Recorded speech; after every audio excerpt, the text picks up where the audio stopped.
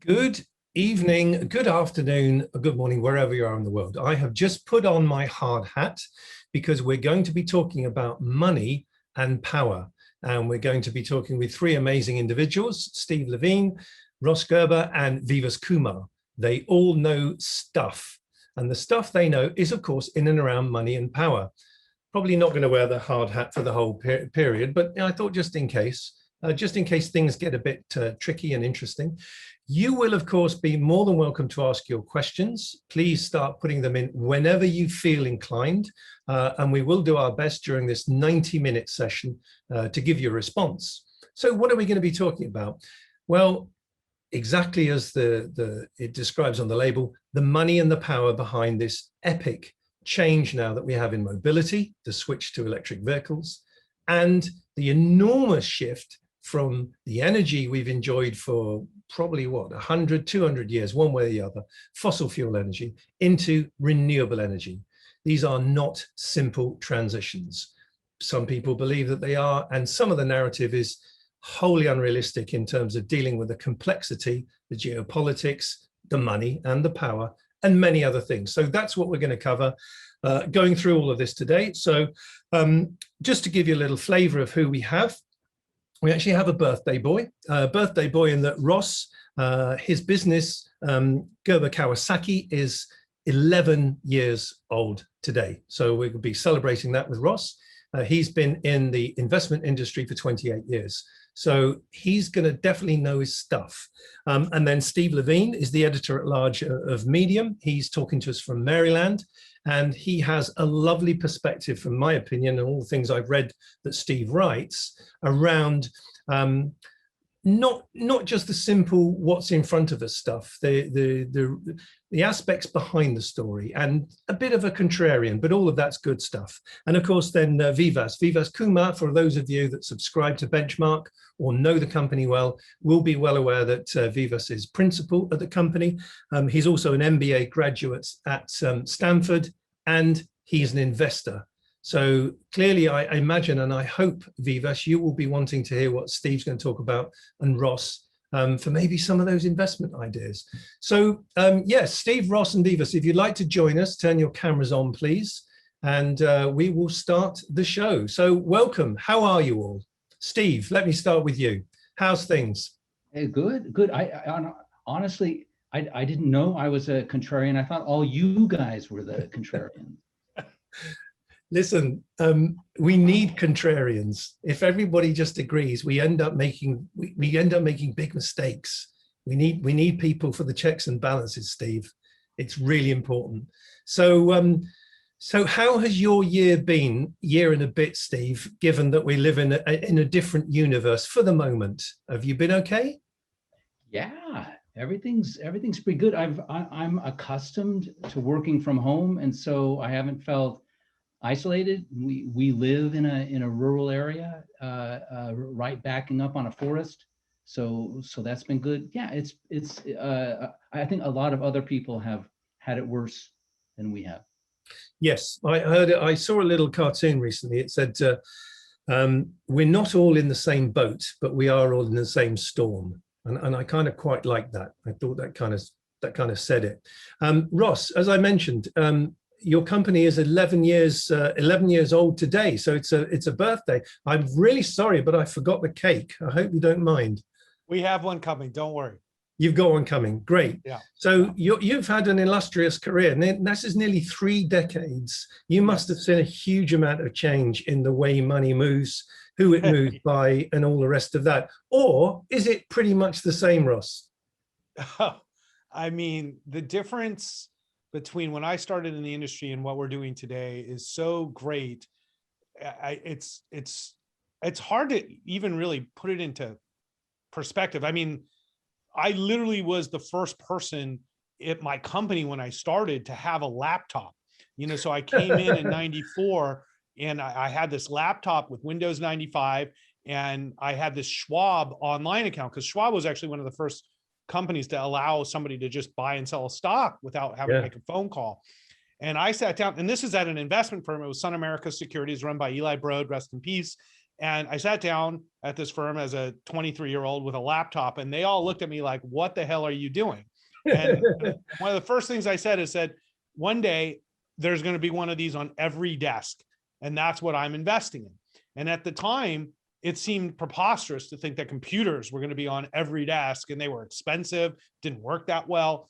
And so I've watched many waves of technology change, especially my industry, finance. And now today we're the first firm to launch a cryptocurrency managed platform through Gemini. And we're dealing with digital money now, where like just the entire thought of that didn't even exist when I started. And now you look back 10 years 12 years when Bitcoin was founded, and how far it's come, and how the digitization of assets and the globalization of assets have changed finance, money, and power. Wow. And I think it's just going to get crazier over the next 10 years. Well, that's something to look forward to then. I suppose what I meant in my very simplistic way is some people have got lots of the money, and lots of the other people haven't got any at all, or not much. And they just want to get hold of it somehow, get hold of the person, make the pitch, get on with the gig. So yeah. Oh man, those changes, I remember them well. I can recall seeing Steve Jobs actually do a presentation in Belgium at the Atomium. This must be about 86, something like that. With the Apple Macintosh, yeah. So anyway, giving my age. That was my first big investment score. Was I saw Steve. I used an Apple as a kid, and I invested in Apple from when I was a small kid. But when I got into the investment business, I saw what was happening there with Steve, and we were all in, and we rode Apple for quite some time.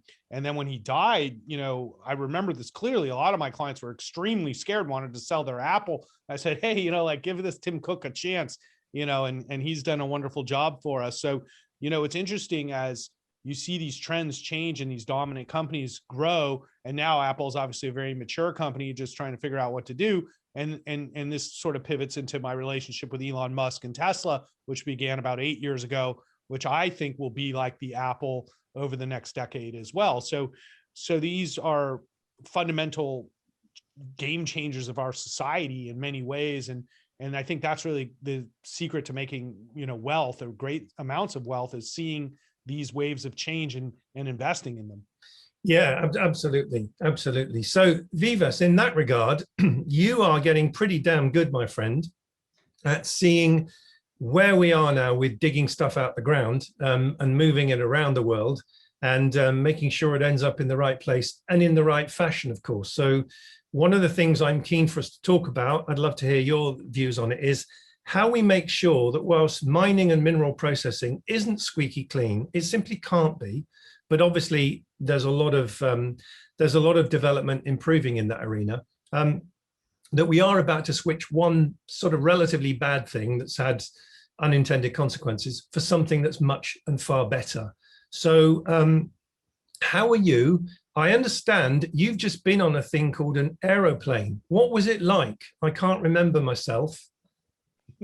Yeah, I just flew back to my home in Palo Alto, California from the East Coast on a 6 a.m. flight to make sure that I made this panel on time. And I got to tell you that the plane was packed. America's back. The vaccines are rolling out, and your major flight corridors like East Coast to San Francisco, it's totally back. I mean, I was just cramped, and that's a good thing, right? Like as more vaccines get out, the economy gets stimulated. I'm all for that. But Roger, I wanted to make a couple of comments before we talk about EVs over here. So this session is the genesis of a conversation that Simon and I had, where this is a couple of weeks ago. He said, hey, I want to do a final panel for EVFest where we talk about global trends. So can you come up with people who know about batteries and EVs and investing and put them all in the same room?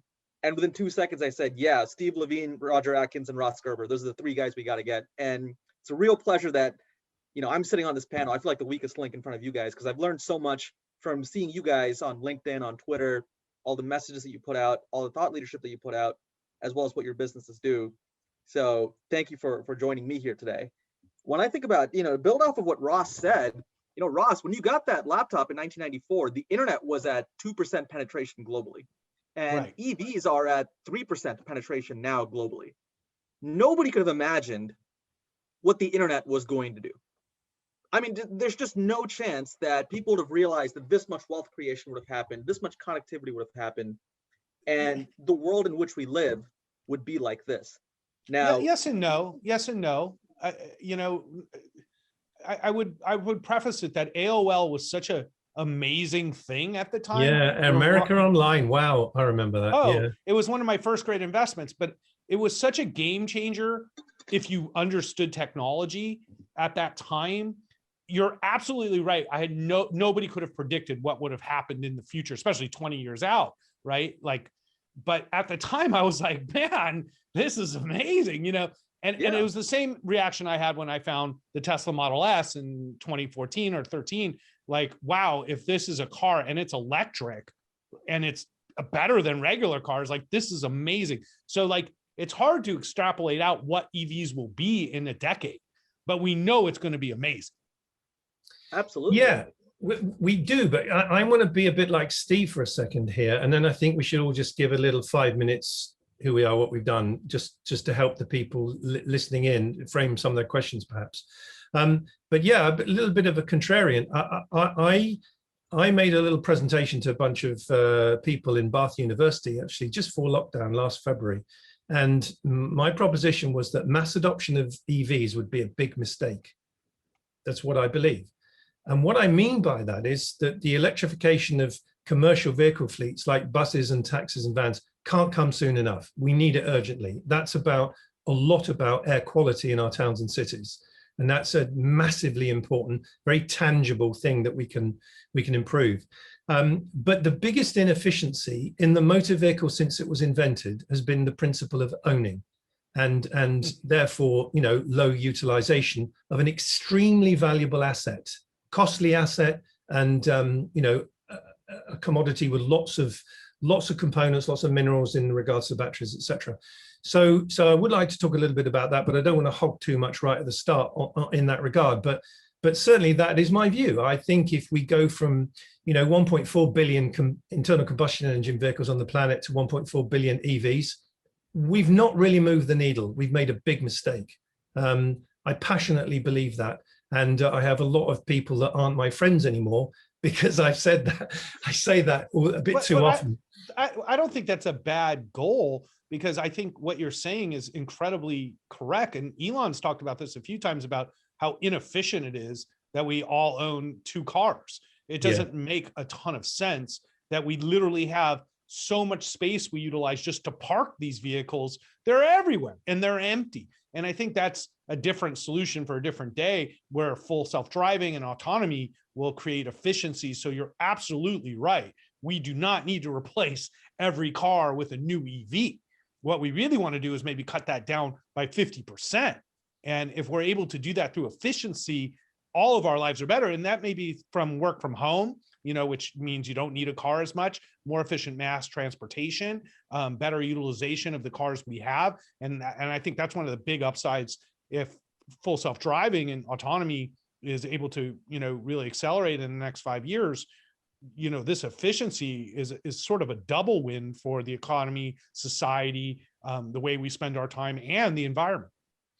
Yeah. So, okay, well, let's get into the meat and potatoes of it then. We have a planet that has some challenges. So there are lots, but let's look at, you know, one of the principal challenges: climatic change, accelerated man-made climate change. Trying to decouple what we've done for 200 years, i.e. the Industrial Revolution, to what we now need to do. We kind of understand the technology behind that and the principles behind that, but how do we get people to change those habits? So Steve, I saw recently you'd written something or penned something, I'm sure you did, basically saying what happens if people don't like electric vehicles? You know, how do we make people do these things? So can you give us a little flavor of your recent sort of musings and observations around specifically the electric vehicle? Because you know, to some people, it's being shoved down their throats. So what's your take? Yeah. So the one sort of grand observation about the conversation about mobility, including EVs, autonomous driving, batteries, and so on, is there's a top-down quality to it. There are a bunch of folks, a bunch of thoughtful folks who have kind of decided what they think the next 10 or 20 or 30 years is going to look like. We're all going to be, and declared it ideal, kind of this utopia. EVs, shared vehicles, the cars that are sitting in our parking lot for 95% of the time, isn't that a waste? So those are going to go away, and we're going to share. And then we have car makers around the planet, and big thinkers in Silicon Valley who are investing and creating and announcing their whole rollout of these vehicles. And I can't help but think, has anyone asked the folks who are going to have to buy these vehicles and take part in this new world what they want? I see a lot of supply signal. I don't see a lot of demand signal. We don't know what the uptake is going to be exactly. And in that one piece, what if people don't want? That was a profile of the chief scientist of Toyota. And Toyota, the largest car maker in the world, and it is taking a contrarian a view of the EV future. It's betting that yes, some people are going to want EVs, but that demand, in fact, especially over the coming decade and the 2030s being much less known by them. This is what they're saying, that it's going to be mild hybrid, plug-in hybrid, and some EVs. This is the way they're playing. It's an opposite play to Volkswagen. Steve, that's really interesting. And do you know what? The moment you started sharing that notion, I immediately thought of Henry Ford. And I was taking myself back to 1904. And you know what I'm going to say probably, that famous phrase that's attributed to him. If I'd asked people what they wanted, they would have said faster horses. So if that was what he said at the time, could it not be argued that, well, this is always what it's like? People don't know what they're going to get. People didn't know they could get a laptop. People didn't know that they could get a mobile phone that was in effect now a computer. But someone made it, and then they showed it to them and they liked it. But I'm being slightly just simplistic, I suppose, because I kind of agree with you. And of course, we're not just talking about one world. That's the other thing I think we should frame the power and money thing around. I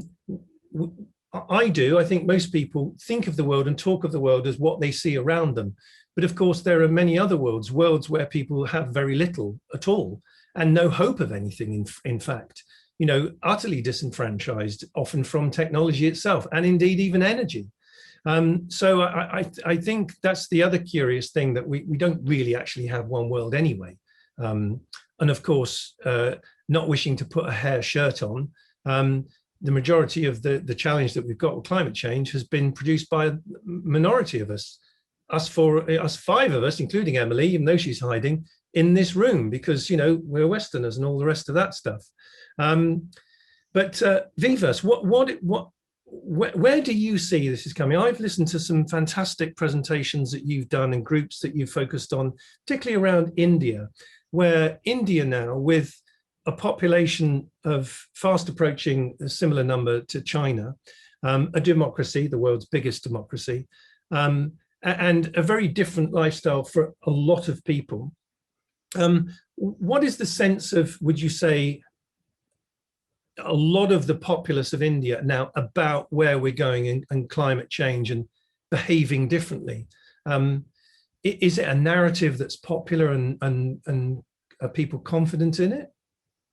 So the narrative that drives India when it comes to how much solar has been deployed, how many batteries are being deployed, how electrification is happening on the roads, has a lot less to do with climate change which is not as easy a concept to understand for most people. I mean, think about it. This is a country where there's 1.4 billion people, but a vast majority don't speak English, right? And so the access to Western education and the Western ethos is just not a thing for most people. There are still hundreds of millions of people who are unbanked, hundreds of millions of people who live off the grid and who run generators. And so the promise of using solar, both for commercial and industrial, also in residential, has been driven by one thing and one thing only: cost. The fact that renewables are just cheaper than fossil fuels is driving adoption more so than any commentary on climate change will for the average Indian person and the average Indian business. Likewise, most of the transportation in India, about 80% of the transportation in India happens with two-wheelers and three-wheelers, right? So even when I go back to India, my family will use two-wheelers and three-wheelers and go on trains. And I'm a Westerner, right, who goes to India. It's just the preferred mode of transport for basically everybody who's there. And your two-wheeler and three-wheeler, we care a lot about automotive margins. Like if you call into a Tesla earnings call, right, Elon gets like 4 or 5 questions per call on margins. And margins are a question for the entire automotive industry, even beyond segments. So once again, how do you best optimize your margin? How do you get the lowest cost possible? How do you amortize the most value in your vehicle? It's by going electric. So I am an ardent believer in climate change. I believe that climate change is one of the reasons why I picked the career path that I'm on. But I'm also aware that that's not the argument that's going to work for everybody. And the impact on your wallet is going to appeal to a lot more people because it's a universal feeling. Going back to the whole money and power concept. Yeah, that's It's economics. It's economics. Yeah, Yep. it is. So Ross, on this subject then, so kind of through the lens, let's say, of geopolitics, where are we with money and power now? Because if I very quickly give you my sense and flavor of where we are with the EV thing, China decided to put within the Made in China 2025 industrial strategy, the new energy vehicle program, to basically leapfrog everyone else in the technology of mobility. And they did it for a number of local reasons, if you like, but they certainly did it a number of strategic reasons. They didn't do it secretly. It wasn't some cunning plan that we've just suddenly had revealed. It's all been done very openly. But can I ask you, in the context then of money and power, given that a lot of that activity has been state funded, of course it has, aren't we walking around with one of our legs tied behind our back and our arms tied behind our back in Europe and the USA and elsewhere, because we're not seeing that same sort of mass state intervention in terms of investment in the electric vehicle ecosystem? What's your sense of it?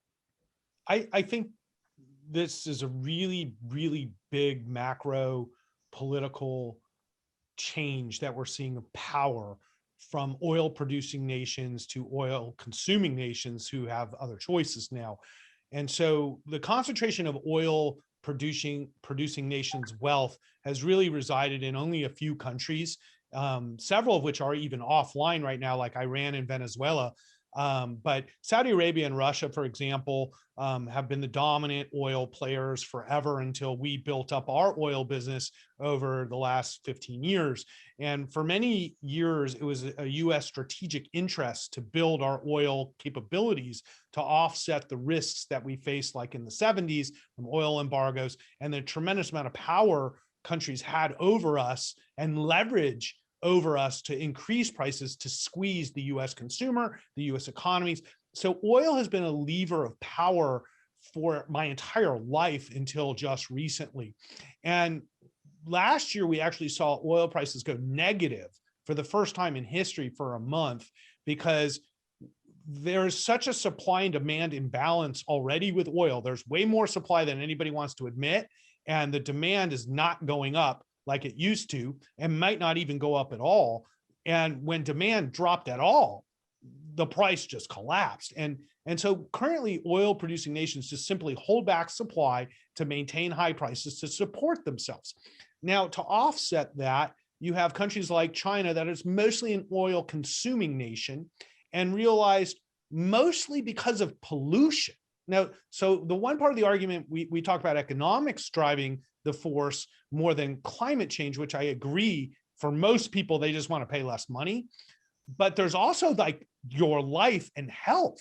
And if you go to a city in China or India today, there's a very high likelihood that the air quality is so poor that you might not even be able to go outside. And it's actually harmful to live in those cities for your health.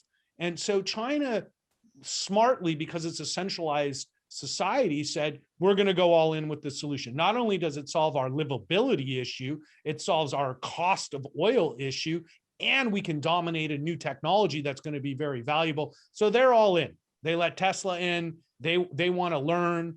They're supporting all these new interesting companies, cell development. You just can't deny that that's a smart move. The United States has always focused, in Europe, on innovation driving this. But what's happened is that you have this counter movement of the oil producing nations fighting against this technology, using their power and leverage in governments to prevent this wholesale government investment. Now, I'll give you an example. In the Obama administration, they funded Tesla and they funded many other companies that failed. In the end, Tesla was the most successful company in that program that Obama had to help clean energy. Now, hopefully Biden will get this through Congress to really have an economic force and political incentive to dominate this technology, which we should, and to create this power of controlling our destiny, whether it's cell production, whether it's chip production. We need to control these technologies. And so when you have companies like GM and Chevron, and you have countries like Saudi Arabia and Russia constantly trying to manipulate our elections, manipulate our senators and our Congress people, trying to manipulate the media. They're the biggest buyers of advertising in the world, are these countries and companies. And so there's just a decided effort to prevent the United States and Europe from being competitive in this area from people who prefer the money today versus what's best for everybody long term. And that's, I think, a huge hindrance to our competitiveness against China, is allowing these oil majors to prevent the real investment needed to make the transition. Well, that's really big stuff and interesting stuff. And I want to pick out from that and ask Steve a question. We recently saw, I think it all happened on the same day, which was quite bizarre. A number of the oil companies, I think it started in the morning in Shell, in Amsterdam, being challenged by their shareholders, groups of shareholders now who bought into the companies and said, nope, your strategy doesn't add up. You have to do it faster. You have to dismantle what you're doing in favor of renewables quicker. You're playing a game and the game isn't one we want to play. What's your sense, Steve, of what you've seen on that? I mean, Ross mentioned, Chevron and Saudi Aramco, all these companies now are being, some would argue, hollowed out from within. What's your sense of that? Is that what you're seeing, or do you think this is not really the case? Yeah, well, I think it's not a fixed picture. The picture looks fixed. It looks like China has set itself up to be the winner of the EV future. By very early on signing up minerals deals, metals deals for cobalt, nickel, lithium, and so on. Getting behind in a very big way CATL, insisting that Western car companies buy their batteries only from CATL. So it has grown into by far the largest battery company in the world, and so it looks like the game is over, but it's not. It's not. And so let me tell you why.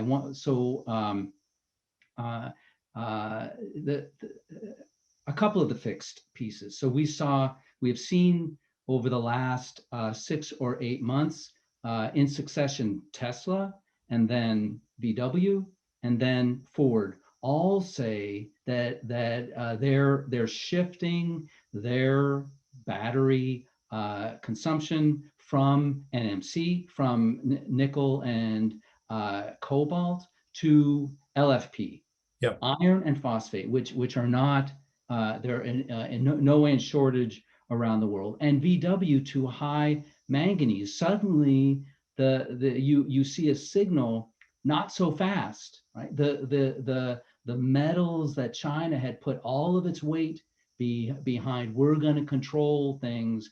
It doesn't look that way anymore. And the roll-to-roll manufacturing system, going all the way back to Sony in the early 1990s with the Betamax and everyone getting tied up with that format of manufacturing. There's Freyr tying up with 24M with a semi-solid approach to manufacturing batteries. I get emails with some frequency of other startups introducing different ways of making batteries. The whole manufacturing system that China has put by, and the South Koreans could be totally upended in Europe, in the United States.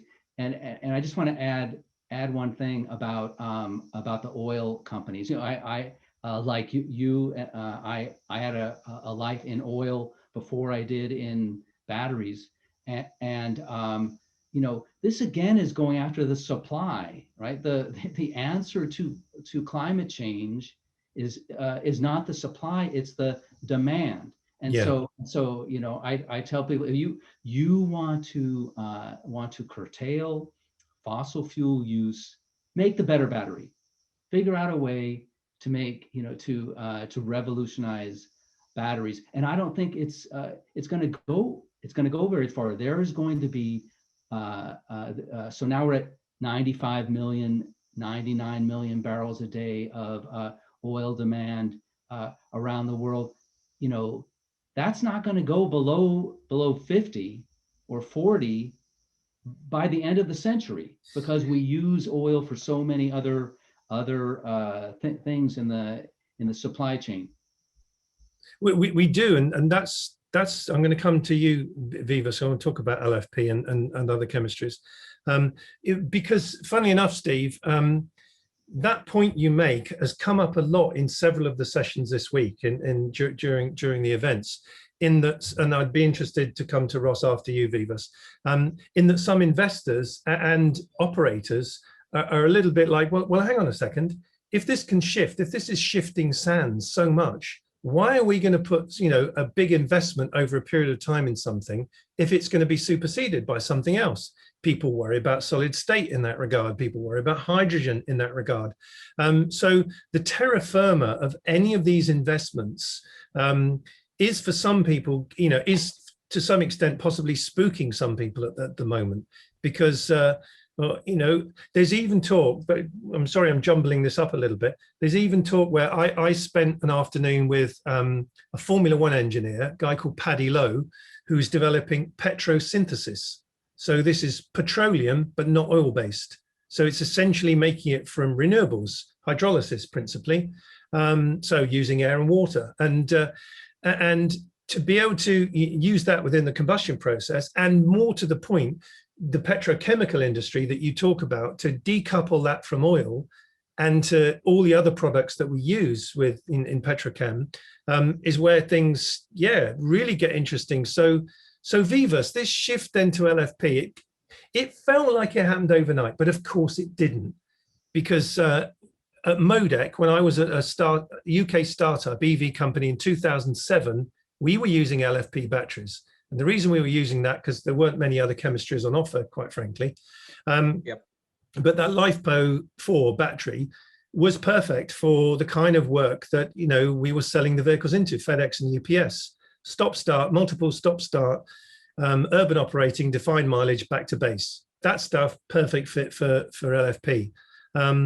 So all of what Steve and I know we're going to come to Ross has said then about these shifting sands and about LFP, and you know how it really starts to make the market complicated. Well, what can you help us understand with all of that?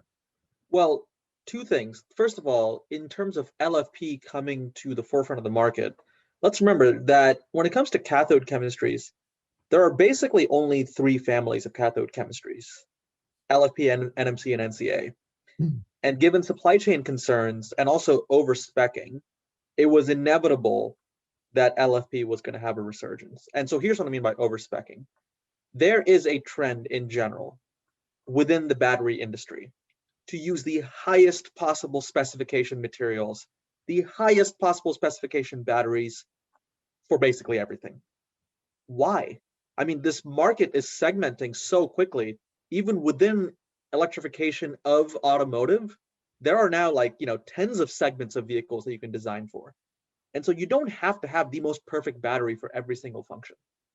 Likewise, for energy storage applications, and I'll just go off the Apple analogy because we talked about them earlier. Your Apple Watch, your iPhone, your laptop, they all don't need to have the exact same overspec cathode. And so it was inevitable that LFP was going to make a resurgence as people realized that instead of an overspec nickel-rich product, they could go back to using a tried and true and tested mass market product like LFP. But Roger, there's a point that you made earlier that I thought was really interesting about the concerns about innovation superseding any investments that a company can make today. If you're the CFO of a battery company and you're making an investment in a battery mega factory that will go in, that's tracked by Benchmark Minerals Intelligence, you're thinking about depreciation over a 10-year timeline, right? So let's take Tesla Gigafactory, GM LG factory in Ohio, Northvolt factory with VW in Germany. I mean, you don't build a factory and depreciate it over 2 years. Like you depreciate the equipment in the factory over 10 years or more, and the building will last 50 years or more. And so, of course, there's a concern of what will happen if all of a sudden the industry shifts away from my technology to something else. And my counterpoint to that is, let's take a look at how long it's taken for lithium-ion batteries to get to where they are today, to be the mass market energy storage solution of choice for consumer electronics and then for electrification in automotive. The first lithium ions, like the absolute grandfather of lithium ions, started during World War II. Yeah. And then what we have in terms of modern lithium ions started in the 1970s. And since the Sony Walkman in the 1990s, we've had commercialization of lithium ion. There is no other form of battery storage technology that has had this much of a learning curve and this much development. That's like saying we're going to replace silicon-based semiconductors overnight in all the computing infrastructure that we have. That's just not true. And by the way, if that were true, then everything that we're seeing right now around US, China, Taiwan tensions regarding TSMC and semiconductors, the semiconductor shortage that's impacting the automotive sector today, that just would not be a headline because we would have all moved on. So I'm just not nearly that concerned about us innovating away from lithium ion as the platform technology. I think the scope and scale of innovation is a lot more than everything else that all three of you have been discussing today, around autonomy, around the business models, around penetration of electric vehicles in new markets that may not have received them yet, in terms of how do you manufacture out more costs so that markets like India become more accessible.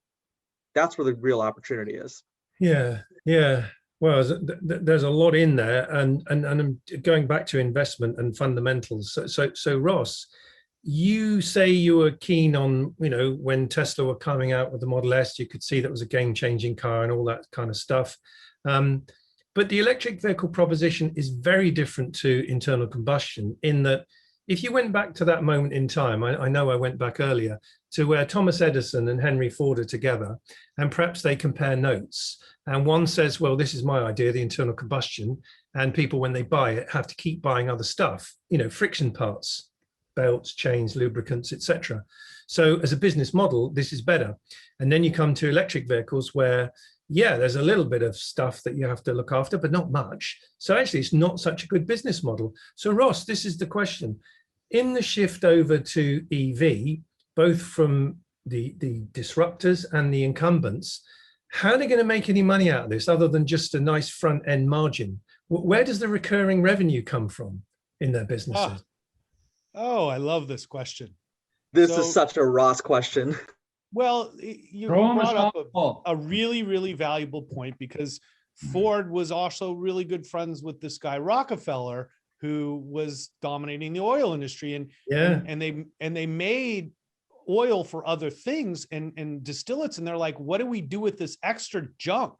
And Ford's like, well, we can use it to put in our cars, and we can use a lot of it because we can use it to power the cars. We can use oil in the cars, and then it was Standard like oil, yeah. And it's kind of where you are today, where the car business doesn't function around building a great car. It functions around servicing a mediocre car and having lots of costs on an annual basis, like changing your brakes, oil change, smog checks, wheels, this, that, brakes every time you go. So here's this great business for servicing cars, right? Yeah. So you're absolutely right that the fundamental concept of the original Ford was a platform for many other businesses to become very profitable. So when you go to electric vehicles, you take all of that out, right? There's no service. Yeah. I've never taken my Tesla in for service. It's 3 years now. There's no oil change. There's no brake change. I have spent not $1 on my car. Okay. No, Yeah. it's a wonderful thing for a consumer. It's a horrible thing if you're a car dealer that does service, right? So then you flip it upside down and you say, well, the internet kind of did the same thing. There was this whole business of moving everything around, like information and newspapers and this and that. And once the internet came, we didn't need to have delivery trucks dropping off newspapers everywhere. And this whole service business changed. And so what happened was businesses had to figure out how to make profits without physical things like fixing a car. And that's exactly what Tesla's done with full self-driving and the screen. So the way we view the car is it's really a screen, and that screen is now no different than your computer or television, and will provide many different services like they already do, and many, many more that ultimately these companies will get their platform fee like Apple. So Apple realized that they couldn't just be a hardware company anymore. That wasn't going to work. Everybody could make a phone. So it's a services company. And they sell, and this is what they're in the lawsuit right now, they get 30% of everything that goes through your iPhone, and Tesla's going to get 30% of everything that goes through your screen. And it's the same idea of how do we change the business in a way that's even better economically than the old model. So it's a lot better economically for Tesla to sell full self-driving and get a cut of services on the screen than to just open up tons of service centers to fix cars that don't work for more than 3 years. So I think car companies like Ford and Volkswagen are fundamentally not understanding the business model, because they're trying to do exactly what you said they shouldn't do, which is just replace their current line with EV lines. And you're absolutely right. It'll be an economic disaster for Ford. I was about to tweet that today. Ford's all happy they have an F-150 electric. I go, you shouldn't be that happy because you're killing your margins. Yeah, you're in Turkey voting for Christmas. Yeah, they don't want to sell these cars. That's the truth. The truth is they don't want to sell the Mach-E, and they don't want to sell the F-150 electric Lightning because it kills the margins. And the dealers especially don't want to do it because the dealers make money on service. So when I tried to go buy a Mach-E, the dealer tried to charge me $5,000 extra. That, and I caused a whole rift with Ford because I tweeted about it, and I go, this is bullshit. It's like, if I want to buy, and they're selling Broncos out the door with $10,000 profit margins on a $35,000 car, and then they've got this EV that costs more with lower margins. You think a dealer wants to sell a car that isn't going to be serviced? So Ford and GM's model doesn't work, and Volkswagen doesn't work until they become technology. And I would say that about every company today. You're a technology company first, and then you provide a service or a product. And if you don't think about your business this way, you're not going to make it in 10 years. And so this is the physical economy world of the 20th century now moving into the digital economy world of the 21st century. And this is what's happening with transportation and energy right now. And it's the most massive disruption we've seen in so many ways. And in a lot of ways, it won't be profitable for many of the incumbents. Yeah, no, I think you're right. Listen, that is the most expansive and passionate answer to that question I've asked many people I've ever had. So thank you for that. Because it just seems to me glaringly obvious, but people are kind of ignoring it. But no, I think you really gave the meat on the bones. Well, that's what I say. These companies are placating the market. They're not saying, we're going all in on EVs right now. Like I was going to tweet Ford's CEO and go, look at the response you're getting for your EVs. You should go just eliminate, it's like Porsche should make an E911. They would sell electric 911s till they were blue in the face, but they don't want to lose that margin doing that. And so it's really just to placate the market. I'm just waiting to see someone from the EV industry sort of running back and shouting to everybody, turn back, it's a trap. So what they really should be shouting is work on your technology, work on your services, because that's what people want when they get in a car is I want a piece of pizza. Where's the best ways to get it? I click on the button, it takes me there and I get a cut of the sale, just like DoorDash or Uber. And that's the future. It's not servicing your brakes, Ross, I want to jump on one point that you made. Yeah, go on. So in this transition into becoming a technology company, so Roger made reference earlier that I am just wrapping up at Stanford Business School. By the way, I graduate in 3 days. Yay! If they don't fail me, well done. if they don't fail me in the next 3 days. But in one of my classes, we had the CEO of Daimler come and speak. And we asked him, what is one of the toughest parts of this transition for your business? And he said, finding the right talent, recruiting software engineers, the number and the scale and the quality of software engineers that they need to come be part of their company was one of the hardest challenges that he did not expect. And that was an answer for me that even I didn't expect. I mean, it's easy for us. I mean, Ross, you and I are in California, right? You can trip over software engineers if you walk out your door because there's just so many companies, there's an ecosystem, and there's universities that feed in to that ecosystem here.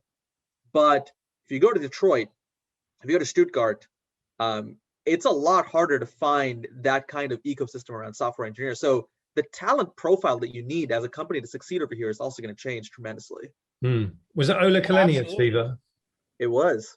Yeah. Okay. Steve, you see that if you go to the Tesla factory, actually, like I that was what hit me first when I walked in on my first trip was like, it was all these dudes on computers, and I was like, wait, I thought I was going to see like a factory, and they're like, oh, that's out back, and by the time we got to like the actual general assembly line, this was like, oh, this is the least important part of this entire process is actually putting the car together, which is actually what Tesla's worst at. And it's like, but it's because their focus is how good is our tech, which is top of the line, how good is our EV technology, top of the line. Oh, and then we've got to assemble these vehicles at the end, So it's like they flipped the whole game upside down. Yeah. Oh, they definitely did. Steve, you will know, I'm sure, the arena that we haven't talked about yet at all, actually, electric vehicle charging. So around the world, we've got different, motorization stats. So the number of people owning a vehicle is minimal in India and massive in America and different in China. But when it comes to charging, because of where people live, either in houses or apartments or whatever, there's a big kind of, problem looming here, which is everyone says, of course, you charge your car slowly overnight, and that feeds into the grid and it's all wonderful and that's the future. And then all the people put their hand up and say, but I haven't got to drive. I live in an apartment. How can I do this? And where will I actually charge up my car at any point in time? I can't hang around for 60, 90 minutes and all of this stuff. So Amanda is asking this question. I'm going to come to it for you now, Amanda, because I think you're making a really good point. She says she doesn't get the wholesale EV adoption. She doesn't see it's going to happen until you've got 5 to 10 minutes fast charging, like you charge up your petrol car, so to speak. And she says she thinks that's at least 10 years away. Now we're seeing battery swap come to the fore. I interviewed Shai Agassi recently because I've known Shai for 10 years. And I said, well, what do you think then, Shai? There you were, and it kind of didn't work out for you, but here we are now with NIO, here we are with Geely, here we are with BAIC, here we are with a bunch of people progressing that business model, which is essentially, like Amanda says, charging in 5 to 10 minutes. That's exactly what it is, in effect. However, how do any of these people make money? What's your sense, Steve, of the whole charging challenge? Yeah. Well, a key thing to keep in mind on a bunch of the questions that we're going through today, including the ones that Ross just went through about where GM and Ford and VW are, and the questions about supply and demand and so on, is that this is the transition decade, and what we're watching right now through 2025 is one picture. And the one from 2025 on is a completely different picture. So that scenario that I raised of supply and demand, of supply getting way ahead of demand, the car companies, the auto companies, and so on, they've got to get that right. They've got to produce desirable vehicles. That people want to buy, not shove them down their throats. I think that they're starting to realize this. That's what the F-150, that's what the Mach-E is all about. I think that these auto companies do know that that they have to become data companies. I don't think that this is lost on them. And I also think that the margins, they say, and I think it's true, the margins are going to be better in the second half of the decade and going forward for these vehicles. They're not going to be loss leaders. The whole point is getting from here, this bridge from here to there. On charging, there's a debate. So you've got first movers who have already bought their vehicles, and they completely dismiss the idea that that charging needs to be everywhere, fast charging needs to be everywhere, and 5 or 10 minutes. I think that sounds smart alecky to me, right. So I think 15 minutes, 20 minutes. This is the right time. People will relax. They'll get out of their car. They will flip through their emails. They'll grab a cup of coffee, and the 15 minutes will be over, and they'll have 200 miles of charge on the vehicle, and they'll drive out. And that already exists. Well, like I just charged up on the 250 supercharger in 20 minutes the other day in Pismo, and it's phenomenal. It's just phenomenal. Right. If your battery's preconditioned, you plug it in, and in 20 minutes you got 200 miles. Right. Yeah, but you're in charging nirvana because you've got a Tesla. We're talking about all the other poor. Right, that's right. But this is a huge moat. This is a huge issue. You're kidding. You're not kidding me. But Steve, carry on, because can I just quickly interject? Do you think in the loss of recurring revenue from friction parts that the OEMs could replace it with the sale of energy and data? Are those two potentially recurring revenue pieces? The run up in the share price of GM and Ford is all about data. It's all about that they are being repositioned in the eyes of investors as yes, old style, but data of technology companies. So the margins will go up. They will be accruing recurring revenues. And one thing that people miss, fast charging is not going to be free. Like right now, it's kind of low priced because the cars cost so much. After the middle part of the decade, when the vehicles cross that cost parity point and the sticker price is below combustion vehicles, you're going to see all kinds of different things happen. And one thing that's going to happen is fast charging is going to cost a lot more. And the model that I think is going to be adopted is you're going to pay the same amount for a fast charge that you would if you were filling up with gasoline. Hmm. Fascinating. That is interesting. Can I name drop for a second? Vivas, let me check because you're the benchmark guy. Is that okay if I name drop? Please go for it. I asked Elon Musk 7 years ago whether wireless charging, battery swapping, or cabled fast charging, what would the journey be of those three protocols, and would one of them ultimately prevail? So 7 years ago, Elon said they were going to try battery swapping, and if people liked it, they'd do it because it's engineered into the Model S. I don't think it's on the 3 or the Y or anything. And as to wireless charging, he said it's not efficient and alignment is a problem. Well, Elon's good at alignment because he can land rockets back on moving barges at sea. So he can definitely crack alignment. And as to efficiency, I happen to know because there's an American company actually called Momentum Dynamics who deliver high power wireless charging on a bunch of BYD buses, done so for a couple of years, and indeed now have it equipped on Jaguar I-Paces. There are 25 of those in Oslo, about to get switched on. I could actually send you pictures right now through wireless charge pads at around 45, 50 kilowatts. So I think this whole evolution, as you say, Steve, is going to change around charging. And there's also a cool company, well, there are two I know now. One you've seen in Norway called Circle K, and they essentially have a filling station that looks like a gas station, but it's just electric. And there's one called GridServe in the UK. And the way they're making money is they have about 5 or 6 of different revenue streams to cross-pollinate each other, in effect. So they're not wholly reliant on making a credible margin out of charging. So they lease cars, they have a little car showroom there. They have, concessions that they take a margin cut on, and a few other things. So I think we are seeing some pretty good innovation in and around, well, how will this actually work?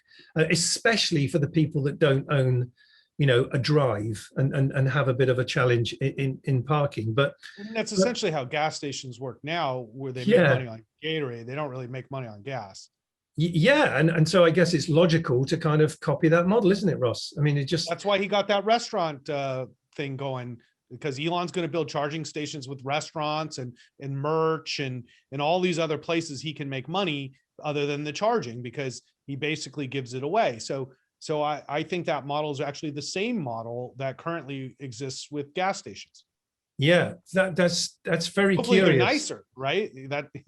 Than a gas well, they station. are, because I went to the one in the UK and I bought my wife some flowers there. I know you're supposed to go to the florist, but I'd forgotten.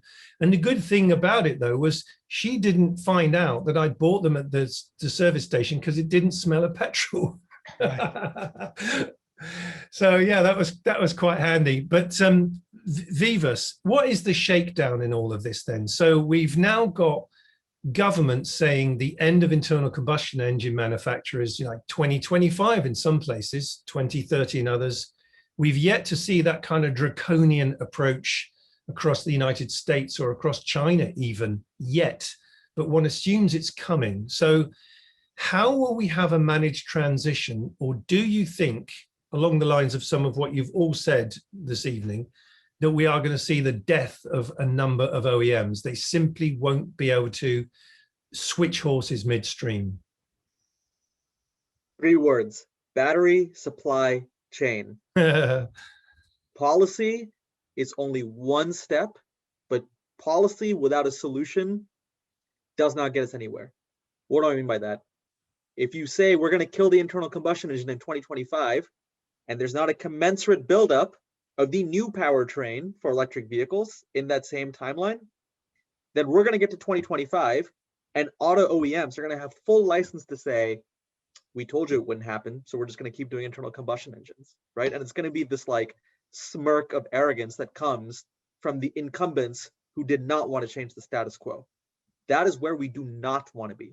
The way that we avoid that situation is in building the entire supply chain to make sure that there is no excuse for automakers not to make the transition in whatever timeline is specified by their government. I think you're right. What do you reckon, Steve? Yeah, I don't see a conspiracy.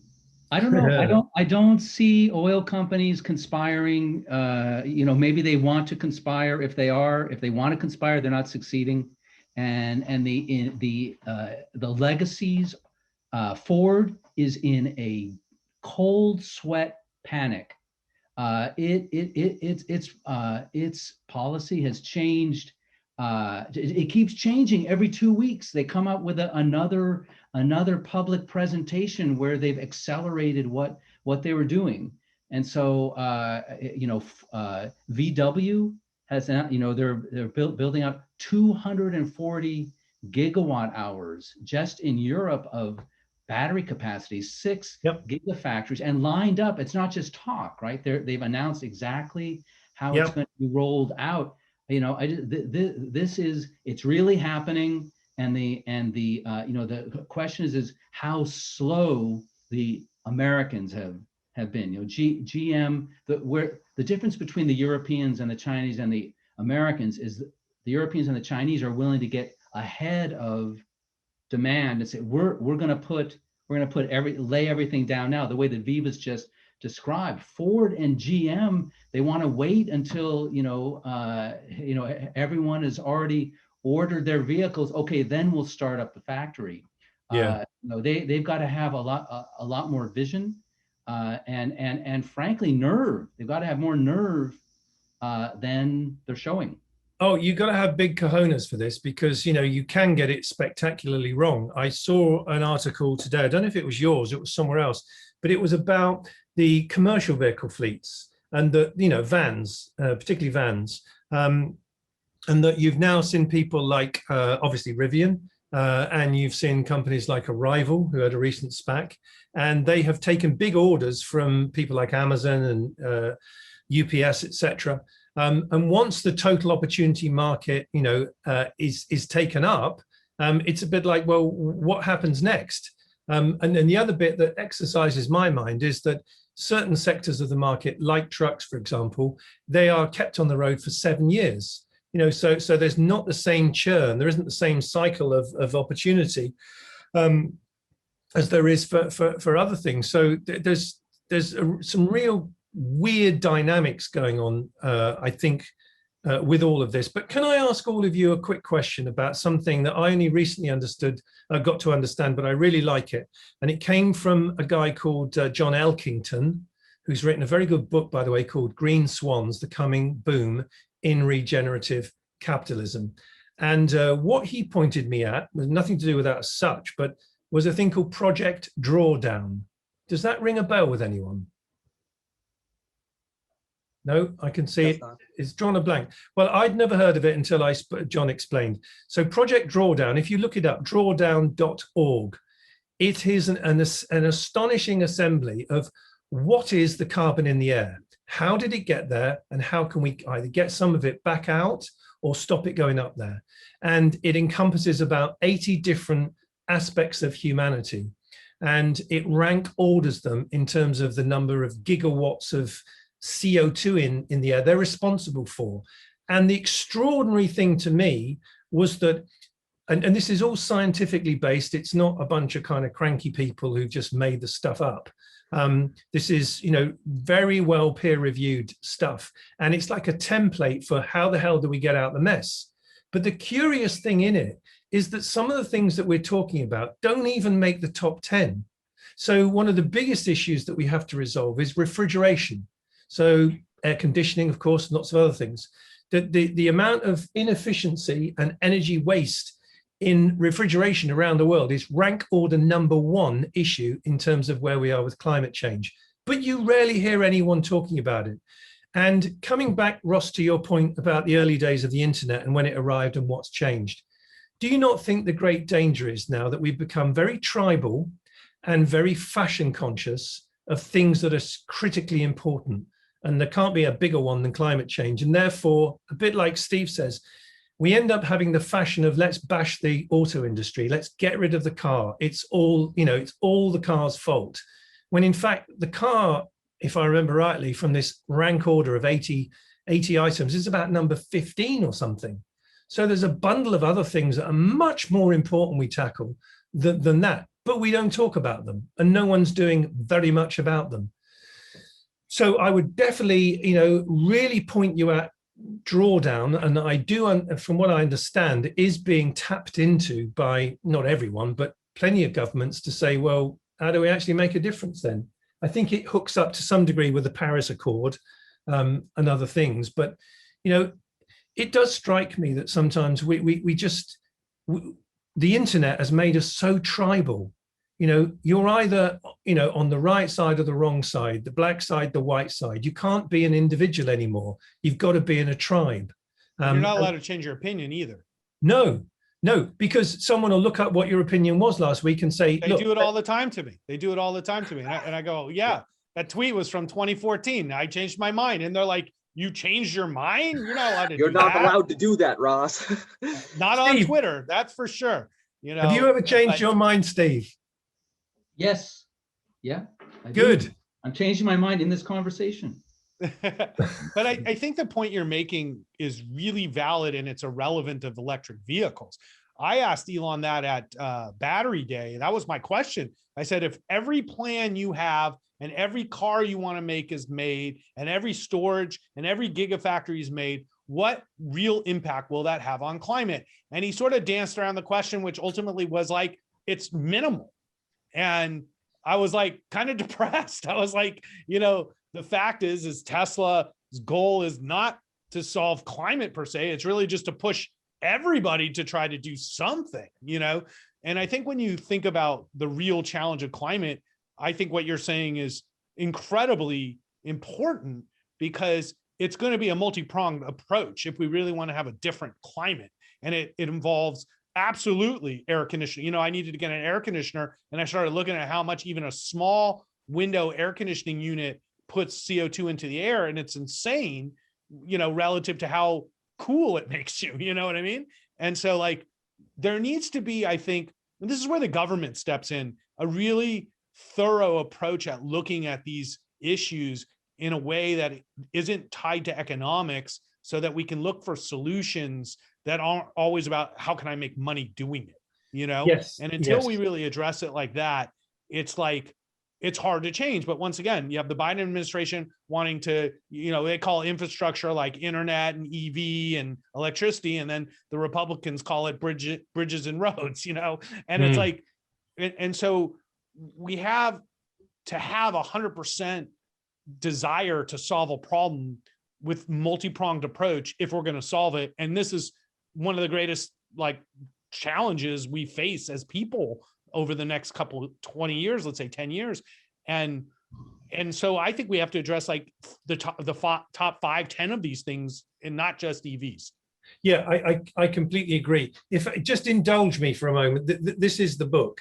I'm going to quickly read out just the titles, the top 10. So there are 80 in total, and they have total atmospheric CO2 reduction. You're probably going to blame the cows now too. Yeah, well, yeah, exactly. So number 1, refrigeration. Number 2, wind turbines onshore. They're pretty good. Reduced food waste, plant-rich diet, tropical forests, educating girls, family planning, solar farms, silvopasture, and rooftop solar. So that's the top 10. If you did nothing else, it's like Pareto. That top 10 would tackle climate change, and you could just carry on driving your diesel car, no problem. Educating women tackles climate change? Well, yes, let me explain why. Because generally speaking, the more educated a girl is, a woman is, the less children she has, number one. Population no, it's true. And there is so much squandered talent of women and girls that could become scientists, engineers, all sorts of people around the world. It's shocking. For sure.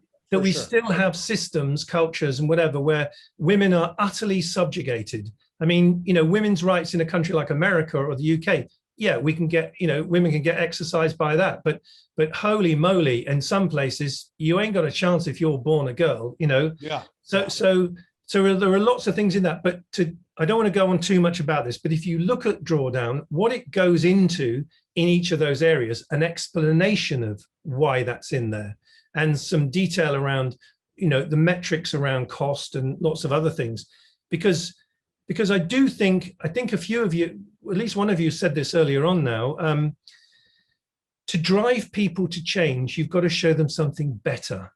No one wants to, I'll do that, that's worse. We're just who we are, we're human beings. And to try and do things better for individuals is one thing, but for companies and corporations to do things differently, yeah, you want them to earn more money. It's got to be attractive to do it. And I think this is the dilemma for where we are with EVs. We've just talked about that, recurring revenues and the like.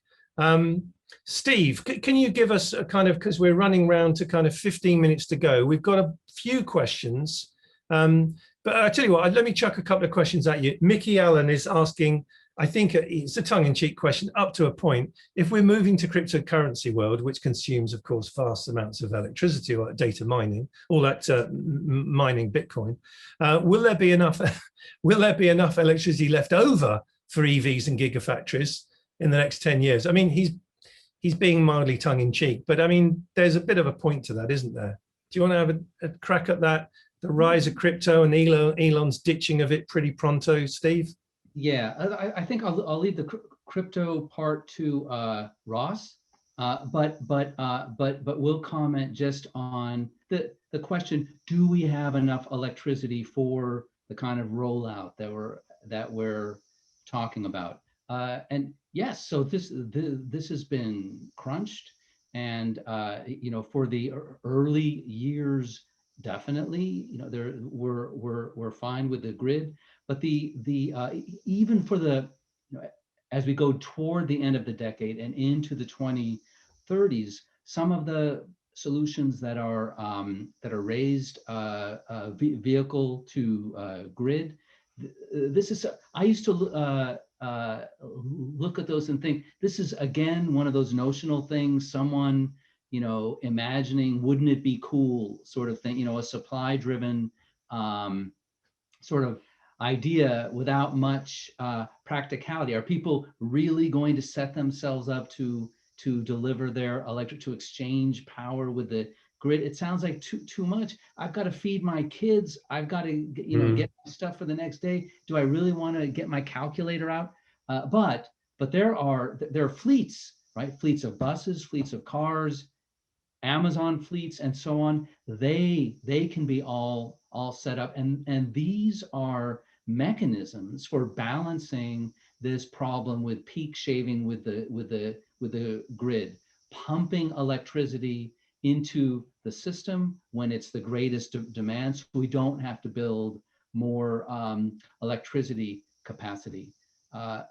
So this is it's sort of an overthought thing. I think we're okay, and sometime in the later decades we'll have to think about it.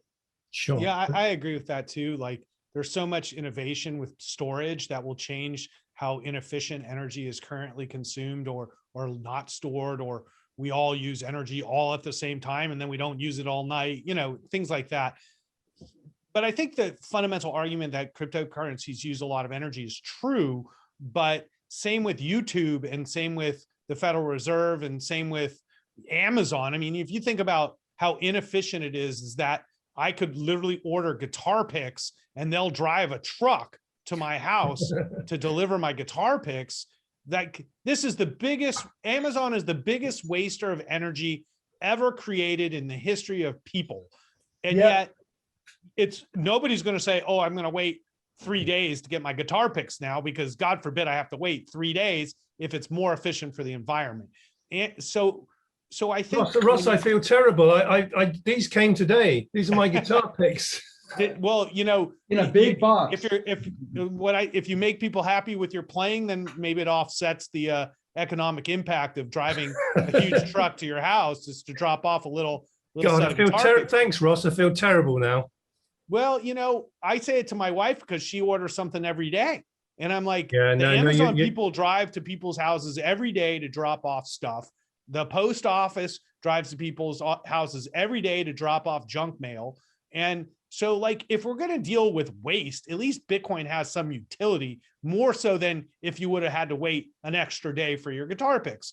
And so, one could argue about the inefficiencies of energy till we're blue in the face. And there's so much. I mean, how about Las Vegas? I'm a big investor in the MGM hotels.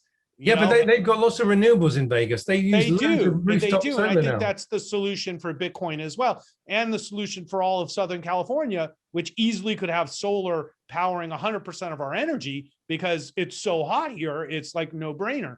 but we have to deploy the technologies. We have to employ those. And that's why I agree. When we look at the second half of the decade, we'll have efficiencies we can't even think of right now. If Amazon goes to an efficient delivery system that isn't so polluting, and certainly Bitcoin miners are very efficient with their energy use because that's their profit margin.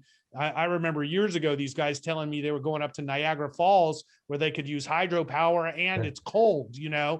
And so it's like, and I think these people are very smart. So the Bitcoin people, I think, are very smart, where Jeff Bezos doesn't give a hoot, about how much energy he's burning and how many Blue Origin rockets he's going to shoot in the sky that will never do anything.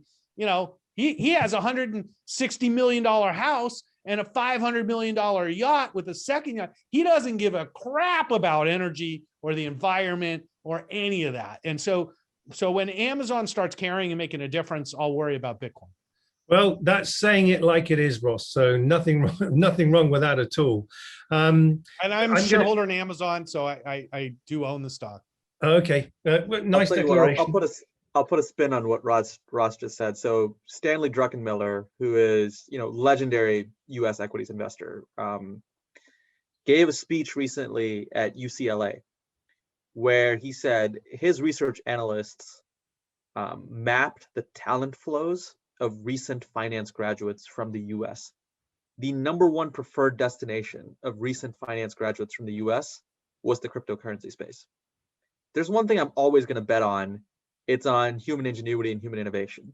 So now that the problem has been, I see Steve shaking his head no. So I would love not Vivas. It's just that it's crazy, and this is parenthetical and not meant to interrupt you. And please resume. But it's insane that our best minds go to Wall Street and now to crypto.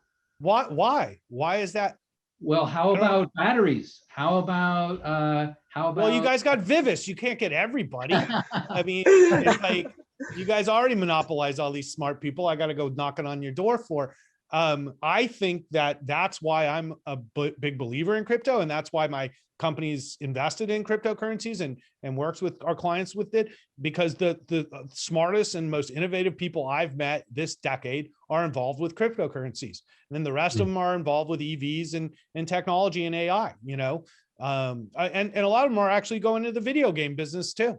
Some of those talented engineers I know make Call of Duty, Well, look, there are other industries where a lot of clever people go into. I'm thinking of one that begins with P and ends with N, 4-letter word, where a lot of talent goes into that because just simply there's a lot of money in it and, a lot of creativity in it. And I'm not going to go any further than that because it would be inappropriate. But I want to come and I want to ask each one of you a challenging question. I'm going to appoint you, even though I'm a Brit, as President of the United States for 60 seconds. And during your presidency, I want to hear what you're going to do, not just about, God bless America, but God bless this pale blue dot. So I'm going to randomly pick one of you to start that off. Vivas, you're President of the United States. You've got 60 seconds. What's to do? Okay. I would have a staggering reduction of fossil fuel subsidies and reorient those subsidies instead towards clean energies. Okay, great. I think the average consumer in the United States does not recognize how subsidized the gas they're getting is. Now, your counter argument to me is, well, you're just going to cause inflation and high gas prices, which is why I'm saying we can't just do a automatic remove all the subsidies, that it has to be a slow phase down. Okay, so, and would you have issued that suggestion as a tweet, just out of interest? I think I would have had a 140 character tweet backed up by 100-page paper that somebody else wrote for me. Yeah, right. Steve, congratulations. You're president for the day, for the 60 seconds. What are you going to do, sir? Yeah, so I like I'm not going to be very creative. I like the ideas that Vivas just talked about, throwing money at research and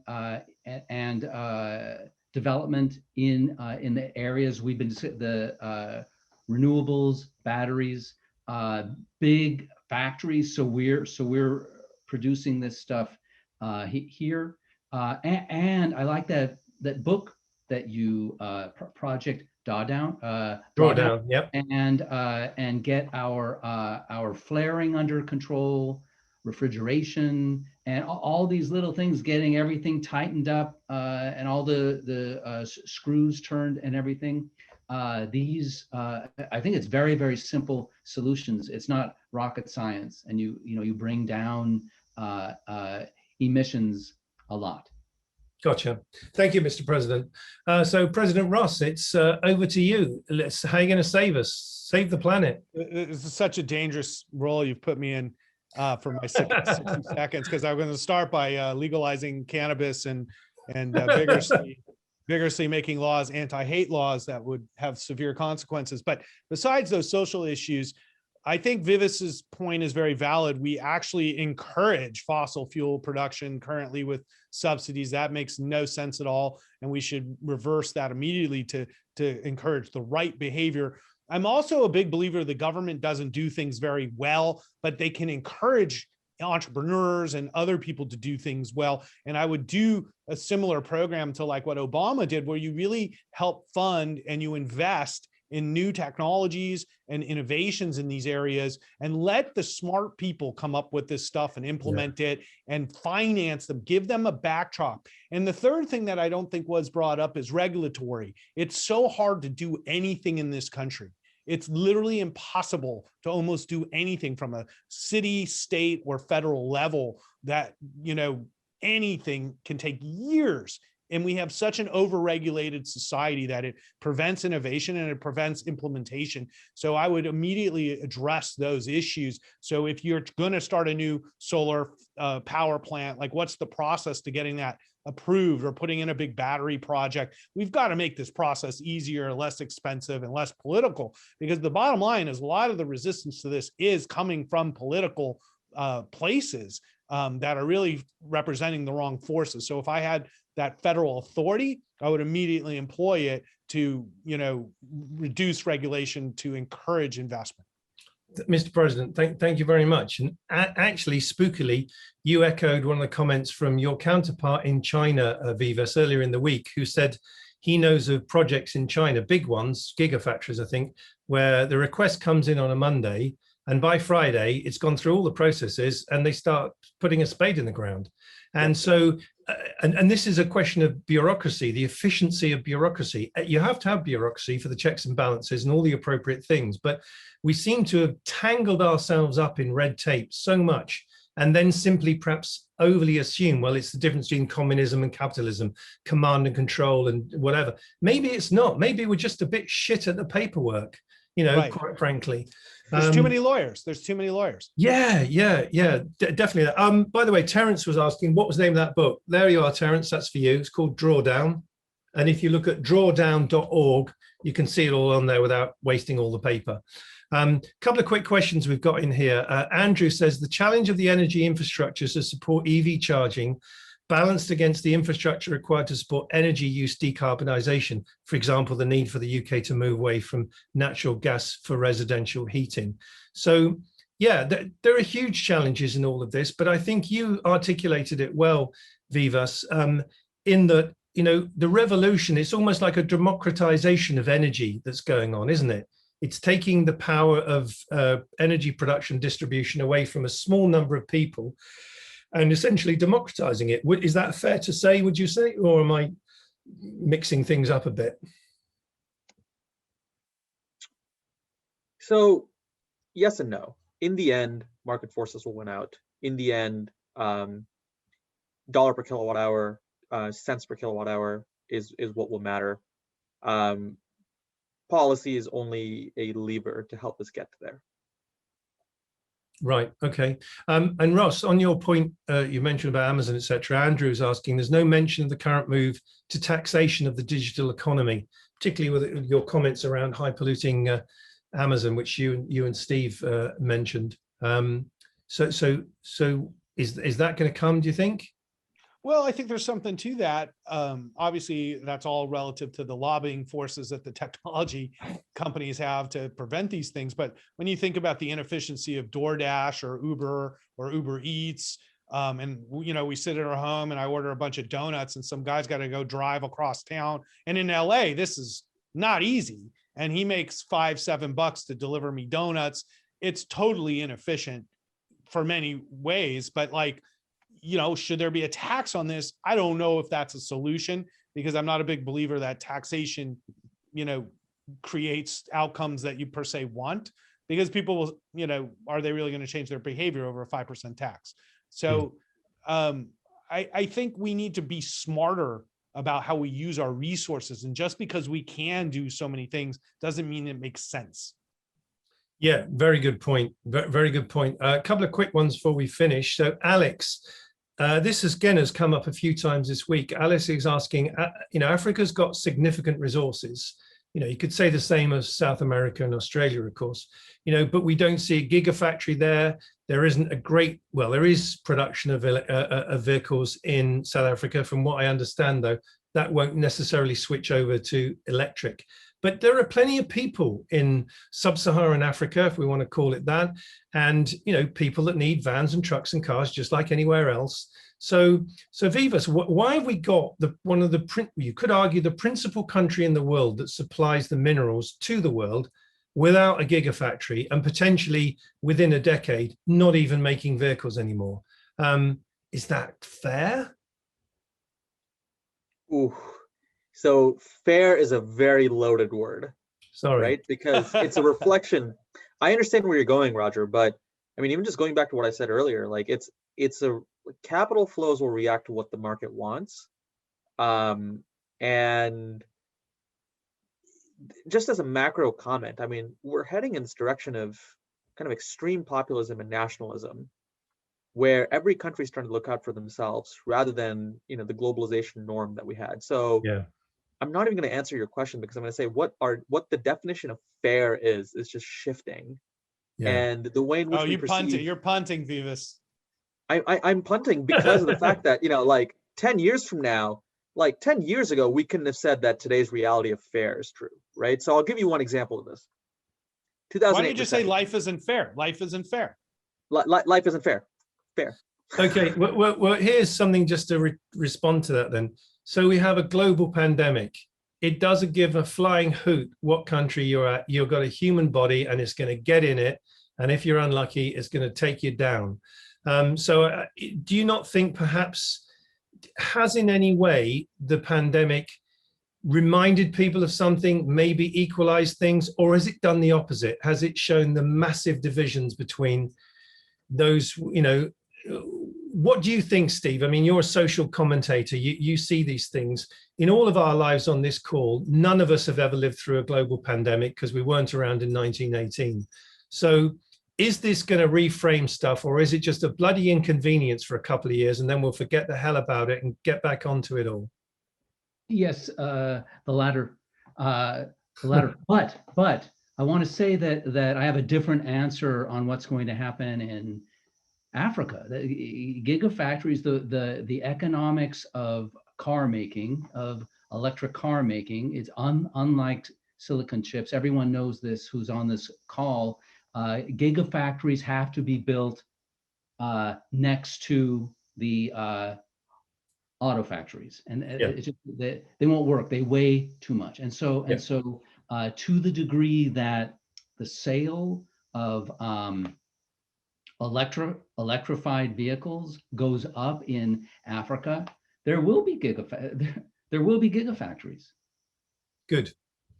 I know of one, Vivas, by the way, a guy called Neshan Naiker has a business called Mega Millions. I love the name.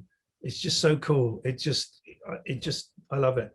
But that's the only one I know. I don't know of any others, but there you are. Gentlemen, look, we've had just over the 90 minutes. We have got a few other questions that I failed to answer, but I think some of your discussion has kind of taken the points since they were put up. Unless there's one in there and you're thinking, Roger, ask that question. I mean, please feel free to jump in. But what I would say is I found this really, really interesting, genuinely so.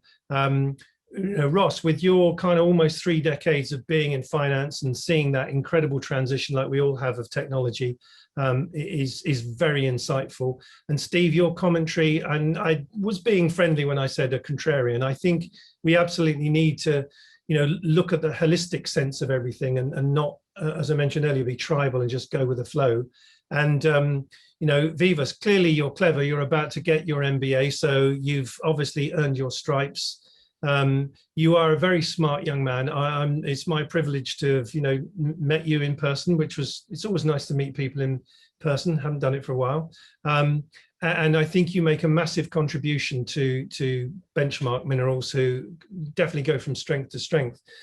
Thank you. So what I'd say to you all is thank you for sure. Thank you to the audience. I think this is a great way to finish a week of EVFest, where we've really gone around so many aspects and things, repeated a few things a few times, nothing wrong with that. Reiteration or iteration is good. But I think this is the best way to talk about it. The money and power prevails. There are some things that will ever be thus, but I think you've given us some really good, nice wit and wisdom. And so I'd like to thank you for that. If you want to say a final goodbye, whatever you want to say, Steve, and then Ross, and then Vivas. So over to you, Steve. Yeah, just a sentence or two.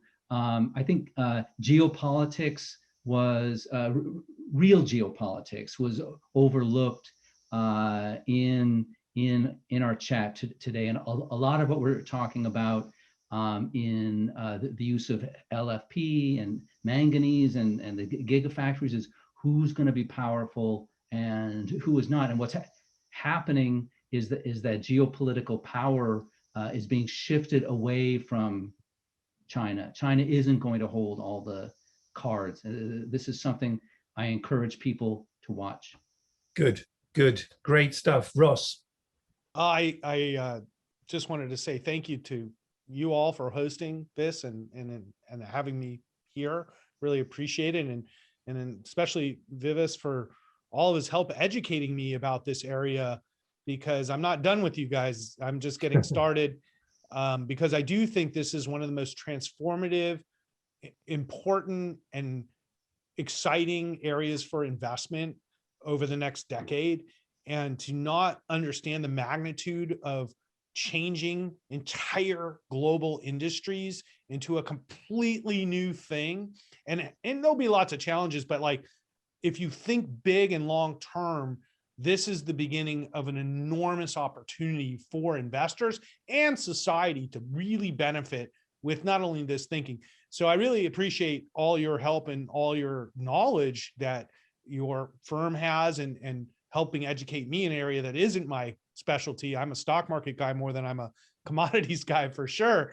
But I think that your insights are incredibly important to the success of your customers and clients, and ultimately to the success of the companies that will hopefully change the world for the better. So thanks for having me, and I appreciate it. Thank you, Ross. And can I just say before you've wrapped the show up, Vivas, I'm very truly flattered that you invited me to be part of this quartet. I'd like to thank Emily, by the way, for setting the whole thing up and indeed fixing a whole lot of the week up. So Emily, if you've been listening in, thank you. Thumbs up from all of us and everyone that's been on, to you too, and a couple of the other guys. So Vivas, please have the last word. My last word is this: technologies may change, companies may change, but human nature doesn't. And money as an instrument of social change doesn't change, and power doesn't change. Yeah, there you are. Wise words from a smart young man. Thank you, everybody. Talk to you again soon. Good luck. Have a great weekend.